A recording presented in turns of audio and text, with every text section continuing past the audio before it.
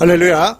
자, 우리 사랑하는 우리 성도님 여러분, 오늘도 주님의 이름으로 축복하고 환영합니다.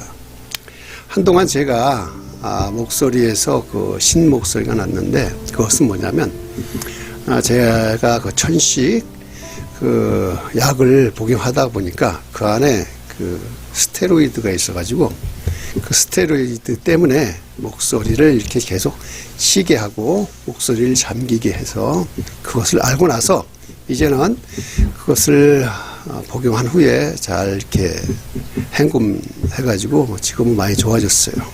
그래서 다시 오늘서부터 말씀을 영상으로 올리고자 합니다. 자, 오늘 본문의 말씀을 보시면 이것은 다윗이 쓴 시입니다. 그가 성전에 올라갈 때 부르던 그 시인데, 다윗을 통해서 하나님께 나가는 그 자세를 보여주고자 하는 겁니다. 보시면 세 절에 아주 간단한 시지만 이 안에는 그 다윗의 전체적인 내용, 인생의 이제 마지막 후반부에 대해서 어떻게 자기가 살아야 될지에 대한 많은 내용이 담겨져 있습니다.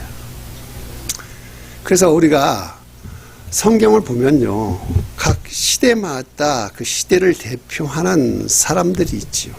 창세 시대는 뭐 아담과 하와, 그리고 그 아들 가인과 아벨, 그 다음에 이제 홍수 시대를 가면 다윗이란다, 노아와 그의 아들 셈과 함과 야벳 등, 그 다음에 이제 족장 시대를 가면 아브라함의 그 이삭, 그 다음에 야곱과 요셉 등, 그러고 나서 이제 가나안으로 들어간 광야 시대를 보면 모세를 통해서 여호수아로 연결되잖아요. 그리고 나서 사사 시대에 뭐 잘 아시는 뭐 기드온이나 삼손, 자, 이런 사람들을 통해서 드디어 가나안 땅의 왕권, 즉 이제 그곳에도 왕이 생겼는데, 많은 그 왕들이 있지만 그 가운데 하나님을 가장 잘 섬기고 사랑했던 사람이 누구냐면 바로 다윗이라고 할 수 있어요. 그래서 다윗을 보면 그는 젊은 시절 하나님의 은혜를 얼마나 잘 깨달았는지, 그가 사울왕에게 당하는 그 핍박과 고난을 통해서 그 고통의 세월을 보내면서 마침내 그 고난의 세월을 이겨내고 승리했어요. 그리고 그는 이스라엘의 통일왕국의 왕이 돼요. 그리고 온 백성이 그 다윗을 칭송하고 나라가 점점 부강해져 가지고 마침내 그 이스라엘의 가장 성공한 왕의 가장 큰 사람이 된 사람이죠. 그래서 그는 최고의 영광과 존귀를 누리는 왕으로서 살았던 사람입니다. 그래서 다윗은 이러한 고난을 겪었던 인생의 초반, 전반기를 잘 살았던 사람이에요. 그런데 이제 그를 보시면 이제 전쟁에서 승승장구하고 그러한 평안이 계속 유지될 때는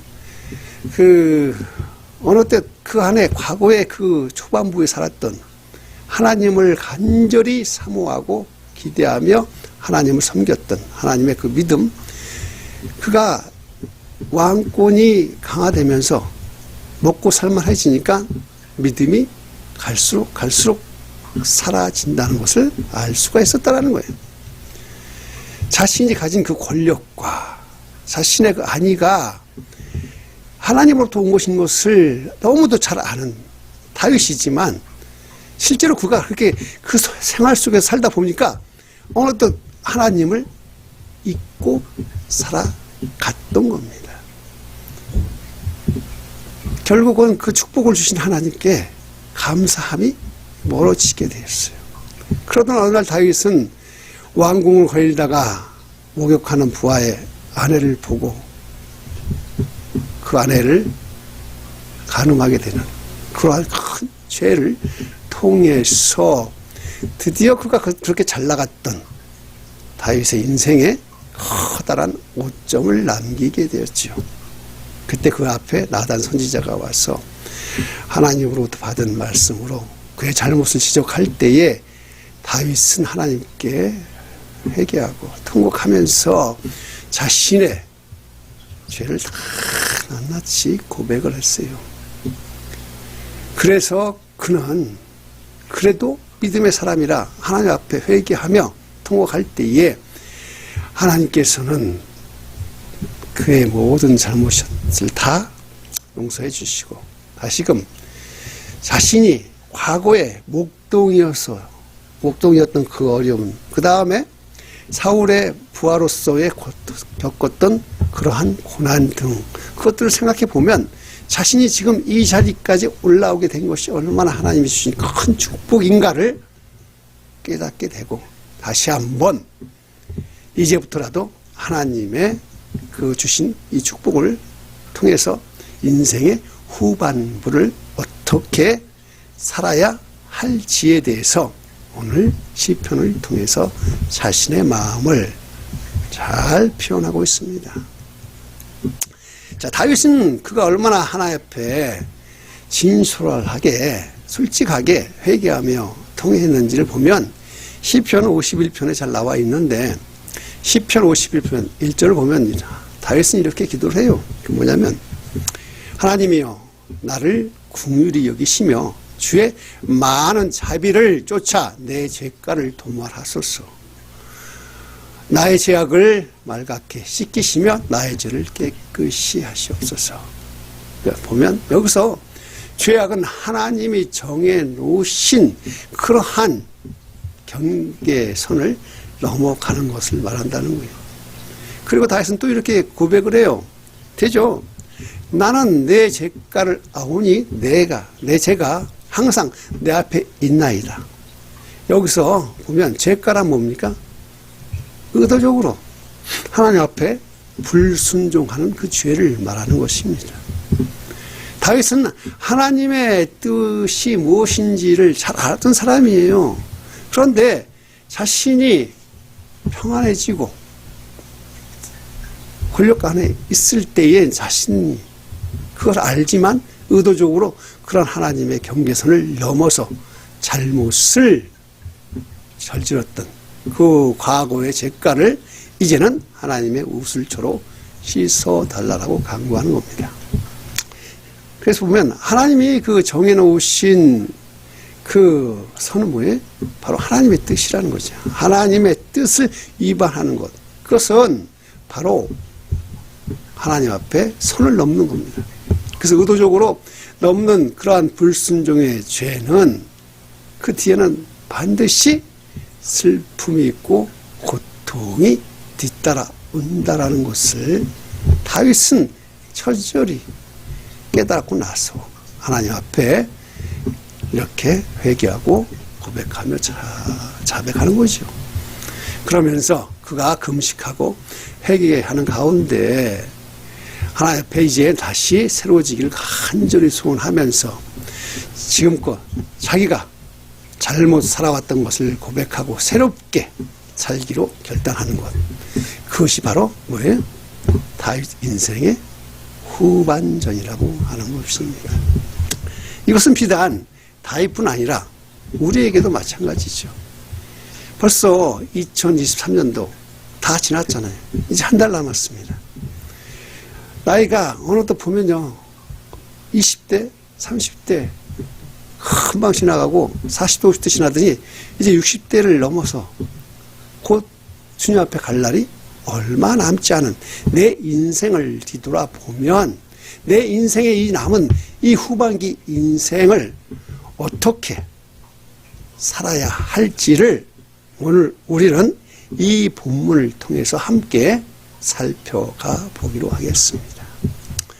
자, 그러면 먼저 첫 번째는 뭐냐? 큰 일을 하려고 힘쓰지 않는 것입니다. 자, 1절을 보시면 여호와여 내 마음이 교만치 아니하고 내 눈이 높지 아니하오며 내가 큰 일과 미치지 못할 기이한 일을 힘쓰지 아니하나이다.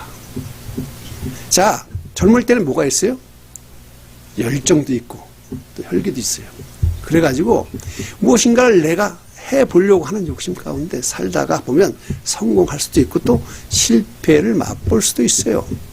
다윗도 보면 한때 하나님의 뜻을 알면서도 의도적으로 따라하지 않았던 것, 그것은 뭐냐? 내가 하나님을 뜻이 아니라 내 생각대로 내 뜻대로 행하는 것 자체가 뭐예요? 교만이었다라고 지금 고백을 하는 겁니다. 또 자신이 하나님의 말씀을 알면서도 그것을 무시하였던 것도 내가 하나님의 말씀보다 내가 더 높았다라는 것을 고백하는 겁니다. 자신에게 그 베풀어 주신 하나님의 그 은혜가 얼마나 큰 것을 알면서도 그것을 잊어버렸던 것. 이리 하나님 은혜를 잊어버리니까 뭐가 없어져요? 감사가 없어지는 것. 그래서 그것들이 뒤돌아보니까 뭐예요? 내 욕심이요, 내가 무엇인가 하고자 했던 나의 그 생각이었다라는 것이죠. 그것이 모든 것이 통틀어 보면 교만이라는 것이에요. 그래서 다윗은 고백을 해요. 그래서 뭐냐? 이제는 하나님, 내가 교만하지 않겠습니다. 이제는 내 눈을 높게 하지 않겠습니다. 나는 더 이상 하나님, 내가 다시 낮은 자세로 나의 삶을 바꿔 가겠습니다. 라고 지금 고백하는 겁니다. 다윗은 뒤돌아보면 자신의 그 인생의 초반부에 발생했던 그 하나님의 그 축복, 하나님의 돌보심, 하나님의 그 은혜를 너무도 잘 알아요. 그래서 하나님이 주신 그 축복 안에서 살다 보니까 자신이 축복 안에서 그걸 누리면서 하나님과 교제하고 동행하며 살면 좋은데, 사람이라는 게 참 희한해서 하나님의 축복을 주시면 자신이 교만해지고 눈이 높아져 갖고 잘못된 삶 속에서 살아가기 때문에 그 안에서 다시금 뭐예요? 하나님 앞에 돌아가기가 너무도 쉽지 않은데, 오늘 말씀을 통해서 우리가 이제 인생의 후반부에 내가 할 수 있는 건 뭐야? 큰일을 다 버리고 낮은 자세로 하나님을 바라보면서 이제 하나님만을 바라보며 하나님과 동행하는, 주님과 동행하는 삶을 사는 것이 바로 인생의 후반부에 우리가 해야 될 첫 번째입니다. 욕심 부리지 않는 거예요. 그래서 이제는 새롭게 우리의 인생의 후반부를 주님과 동행하면서 사는 것이 전체적으로 나의 인생이 주님과 함께 행복하게 사는 것입니다. 여기서 보면 다윗이 승리할 수 있는 비결이 뭡니까? 다윗도 아니라 우리도 승리할 수 있는 비결이 뭘까요? 그것은 이제 나의 남은 인생 후반부를 그 첫 번째 주님의 뜻을 알아. 주님과 동행하면서 살아가는 것이 바로 첫 번째라는 것. 이것이 우리의 삶을 더욱더 풍성하게 만들면서 주님과 함께 행복해지는 길임을 기억하시기 바랍니다. 자, 다윗이 그 인생의 후반전, 인생을 성공적으로 살 수 있었던 것은 뭘까요? 그것은 그가 바로 과거에 살았던 그 잘못된 것에서 깨닫고 이제는 그의 삶을 하나님 앞으로 바꿔서 궤도를 수정했기 때문에 그가 후반전의 인생을 승리하고 살았던 것입니다. 자, 그러면 이제 두 번째는 뭘까요? 그것은 바로 젖된 아이같이 평온하다는 것. 자, 2절을 보시면 젖된 아이같이 평온하다. 실로 내가 내 심령으로 고요하며 평온케 하시기를. 젖된 아이가 그 어미 품에 있음 같게 하였나니 내 중심이 젖된 아이와도 같도다. 자, 다윗은 하나님의 말씀을 얽히며 살았던 것은 하나님에 대한 그 그리움이 이제 과거보다 갈수록 적어지니까. 그래서 하나님과 멀어졌습니다. 하나님의 사랑을 늘 사모하며 기억하고 그와 품에 마치 젖된 아이가 엄마 품을 사모하는 것처럼 그랬다면 하나님과 멀어질 일이 없는데 자기가 마치 큰 것처럼 하다 보니까 부모의 품을 떠난 것처럼 다윗은 하나님과 멀어졌다는 것을 깨달아서야 그때 알았다는 거예요. 그래서 다윗은 그 나머지 후반전 인생을 살 때에 다시 이제 하나님을 붙들고 하나님 앞에 붙들려 살아야 되겠다라고 다짐을 했다는 겁니다. 믿으시면 아멘. 자, 우리 한번 봐요. 이제 막 젖을 땐 아이가 있다고 보십시오. 아무리 맛있는 분유를 그 아이에게 주어도 엄마의 젖을 먹고 엄마의 젖의 맛을 아는 그 어린 아이는요, 엄마의 젖이 있는 엄마의 품을 떠나지 않고 그리워할 수 있는 거예요. 다윗은 이제 막 젖을 땐 아기의 심정으로 돌아가서 하나님을 사모하겠다라고 지금 고백을 합니다. 그것이 바로 하나님을 의지하며 살아가는 것이기 때문입니다. 우리 사랑하는 성도님, 어때요? 하나님을 의지한 다윗의 그 후반의 인생이 그의 고백대로 각종 전쟁에서 승리하며 살아서 삶이 평안하고 행복해도 다윗은 하나님의 관계가 갈수록 왜 멀어져 버리던 거예요. 아무리 다윗의 그 태평 성대를 살면서 그 기간 동안에 자신이 육신은 평온하였을지 몰라도 그의 영혼은 갈수록 왜 하나님의 그 그리움이 고갈되니까 영은 말라 죽어가는 거예요. 그가 이제 깨닫고 보니까 아, 내가 하나님을 너무 또 그리워하지 않았구나. 근데 이제는 내가 어린아이처럼 다시 엄마 품 안에 들어가는 아이처럼 하나님을 그리워하며 하나님께 돌아가는 그러한 삶을 살기로 다짐했다라는 겁니다. 삶이요, 아무리 고난 가운데 고통스러워도 우리가 하나님만을 붙들면 평안할 수 있어요. 아무리 삶이 평안하고 부유한 것 같아도 하나님을 멀어지면요, 육신은 편할지 몰라도 우리 영혼은 갈수록 말라 죽어가 버립니다. 다윗이 이러한 것을 깨닫고 보니까 자신이 과거에 육신을 힘들었을 때 다윗 그 사울에게 쫓겨서 여기저기 쫓겨다녀도 하나님의 말씀 안에 머물러 있던 그때가 자신의 영혼은 훨씬 더 평안하고 행복했다라는 것을 고백하는 겁니다. 아멘. 그리고 세 번째는 뭐냐? 영원까지 여호와를 바랄지어다.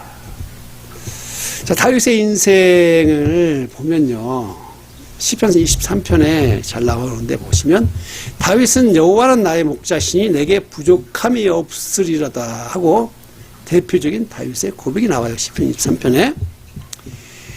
우리도 그것처럼 알다시피 그 다윗의 인생의 후반부에는 과거에 자기가 목동을 쳤을 때 하고, 그 다음에 군대 장관에 대해서 사울의 부하로 있었을 때 하고, 왕이 돼서 살았을 때 하고, 갈수록 그의 삶은 뭐에 부유해지고 육신은 평안해질 수 있었어요. 하지만 그것들을 보고 많은 사람들이 다윗처럼 참 목동이었는데 저렇게 왕이 되었구나 하고 부러워하는 사람들이 있을 수 있지만 다윗의 마음속에 있는 것은 뭘까요? 하나님과 같이 있을 때에 자신이 목동으로 있을 때는 자신의 부족하다는 것을 느낀 적이 없어요. 늘 겉으로는 부족한 것 같지만 그 안에 꽉 찬 만족감, 풍족함이 그의 인생 안에. 사울 왕을 피해서 여기저기 도망을 다녀도 그 마음은 늘 하나님과 동행하기 때문에 행복했어요.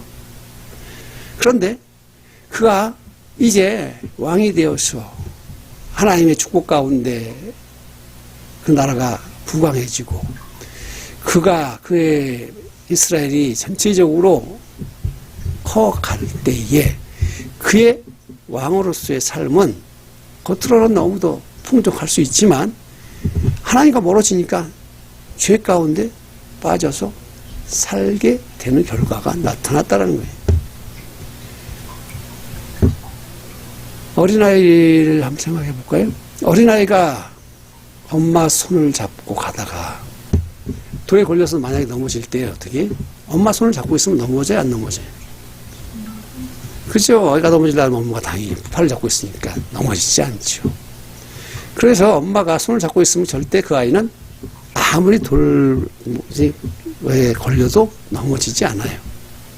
그런데 그 어린애가 나한테 엄마 손 안 잡으려고 혼자 걷다가 돌에 걸리면 어떻게 돼? 넘어질 수밖에 없습니다.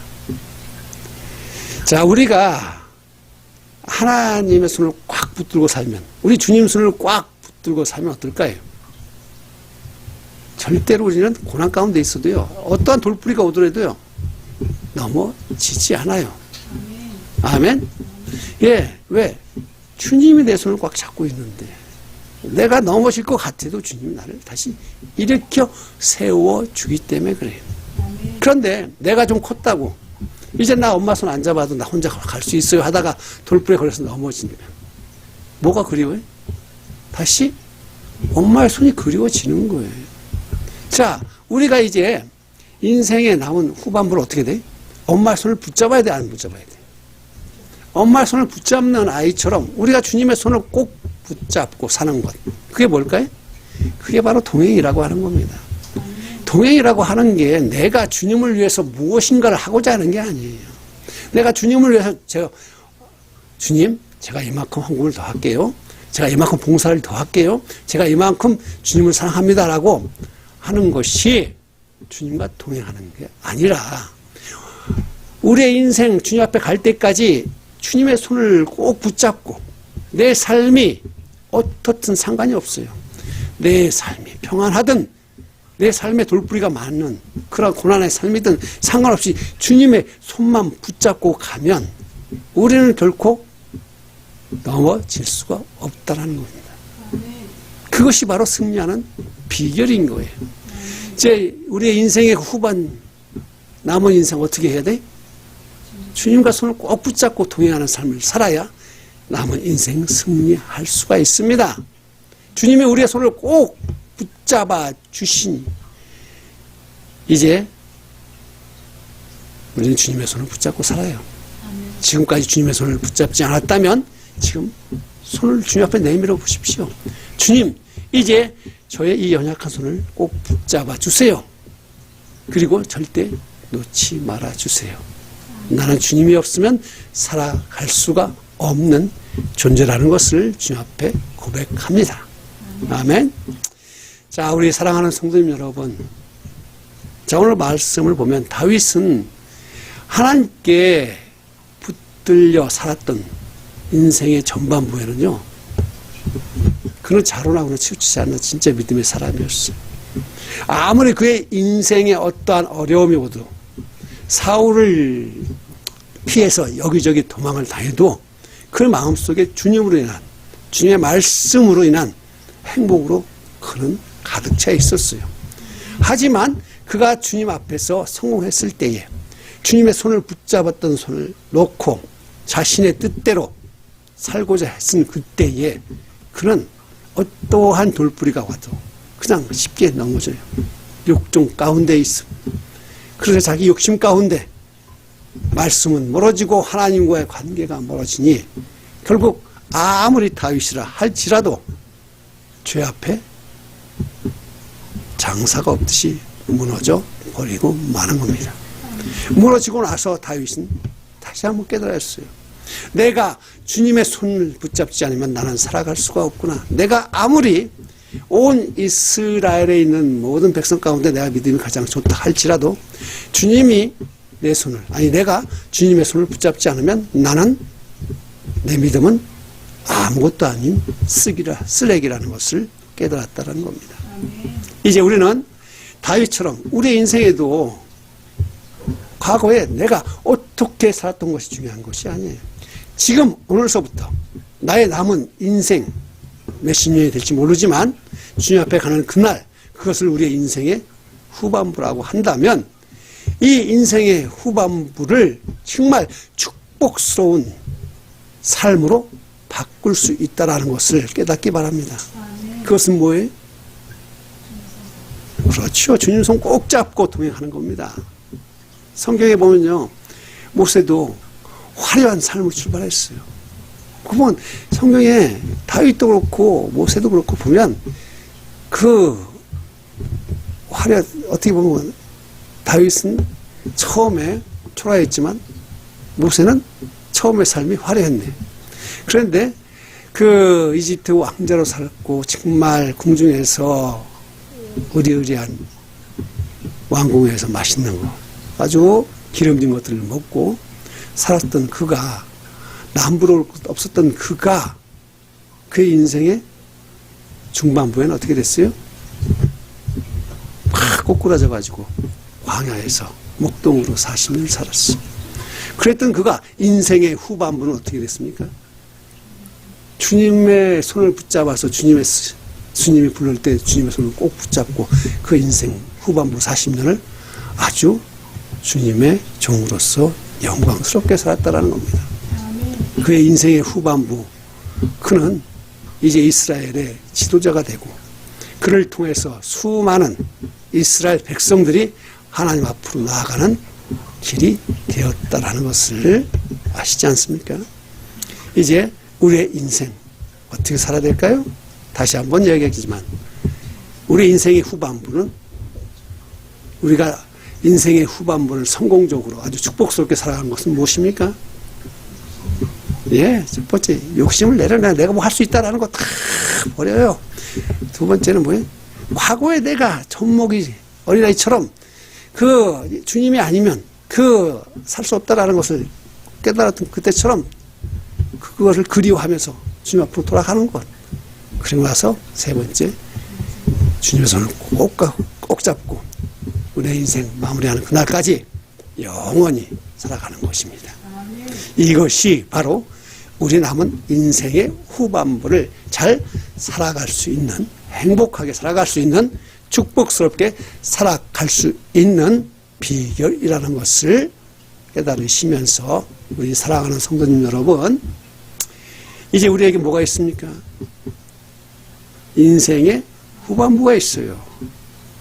내가 20대도 상관없고 30대도 상관없어요. 40대, 50대, 60대, 70대 상관없어요. 앞으로 나의 남은 인생이 후반부입니다. 그 후반부에 그 인생을 살아갈 수 있는 기회를 지금 하나님께서 주셨어요.